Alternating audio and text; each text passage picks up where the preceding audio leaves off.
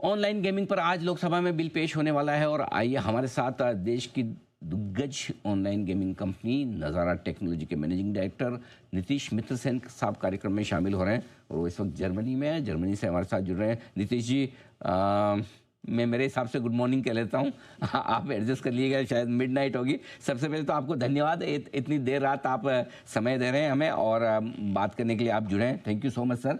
समझाएं सर जरा, ये जो बिल आज पेश होने जा रहा है किस तरह से ये पूरी इंडस्ट्री पर पहले असर डालेगा, जरा वो समझाएं और उसके बाद मैं आपकी कंपनी स्पेसिफिक रिलेटेड भी बात करूंगा। जरूर।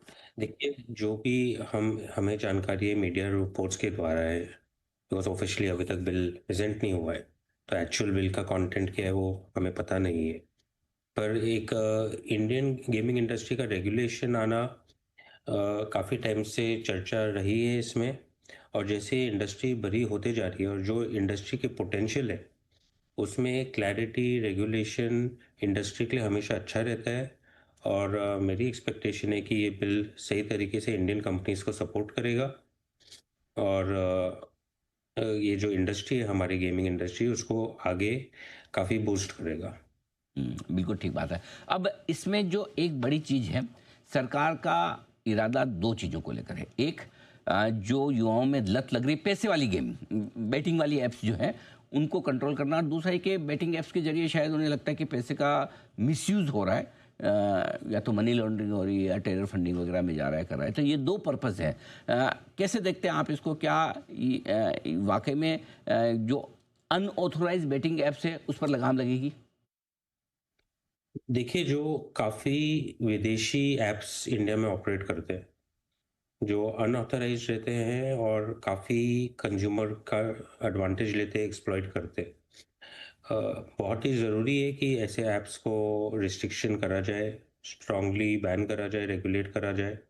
और responsible gaming consumer point of view से प्रायोरिटी होनी चाहिए, वेदर गवर्नमेंट की, वेदर गेमिंग कंपनीज की या और किसी स्टेक होल्डर की।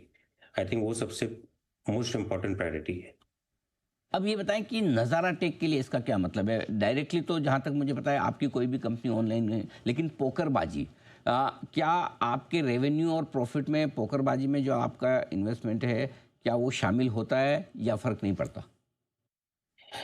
नज़ारा इंडिया की सबसे डाइवर्सिफाइड गेमिंग प्लेटफॉर्म है ग्लोबली।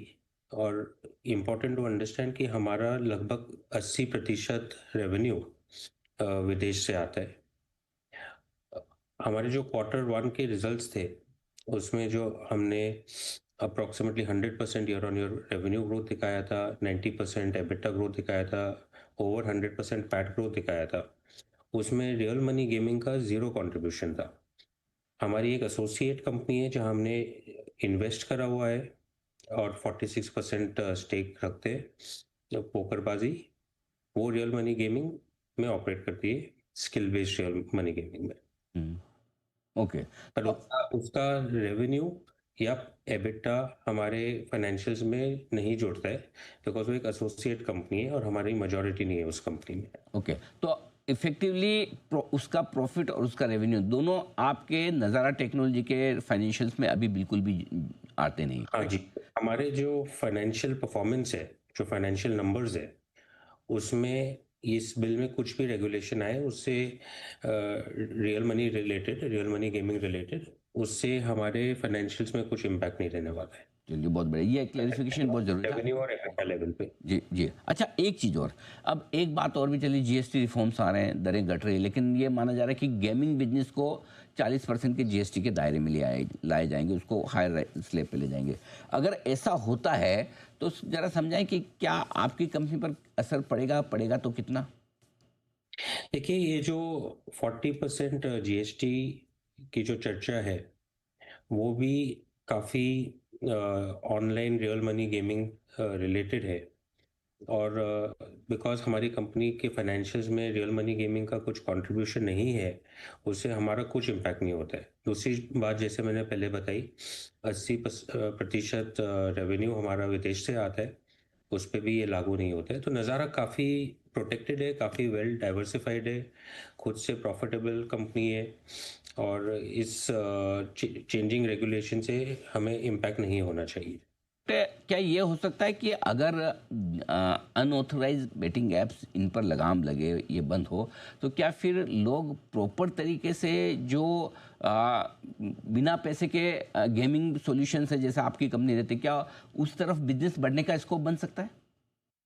ज़रूरी, बिकॉज़ कंज़्यूमर वॉलेट एक लिमिट तक रहता है, और जैसे कंज़्यूमर वॉलेट का जो डायरेक्शन चेंज होएगा, तो कंज़्यूमर को गेमिंग तो करना है, वो कैजुअल गेम्स में ज़्यादा खेलेगा। तो वो तो ज़रूर इस तरफ के सेक्टर में पॉज़िटिव इम्पैक्ट आएगा। ठीक बात है। अगर समझिए रियल मनी गेमिंग वाला बंद होता भी है और पोकरबाजी का जो आपका इन्वेस्टमेंट है, तो क्या वो इन्वेस्टमेंट फिर रिस्क पर आ सकता है अगर इस तरह का एक्शन होता है तो?